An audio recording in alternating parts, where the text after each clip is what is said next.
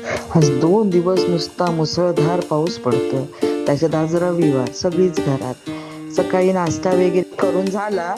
आता म्हटलं जेवणाचं काय, तोपर्यंत मिस्टर मस्त मटण आणि कलेजी घेऊन आले. कलेजी म्हटलं पहिली करून घेऊया. पटकन धुतली स्वच्छ, त्याचे छोटे असे चौकोनी पीस करून घेतले आणि त्याला धुवून चांगलं हळद, मसाला आणि वाटप आपलं कांद्या खोबऱ्याचं भाजपं, त्याच्यातच लसूण आलं सगळं टाकलेलं होतं, ते लावून ठेवलं.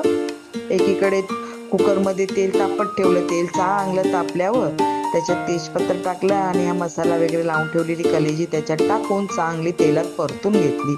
परतून झाल्यानंतर त्याच्यामध्ये आपला मटण मसाला आणि मीठ चवीला, थोडंसं पाणी आणि कुकर लावून चांगल्या 4 शिट्या दिल्या. कुकर थंड झाल्यावरती मस्तपैकी आपली कलेजी तयार.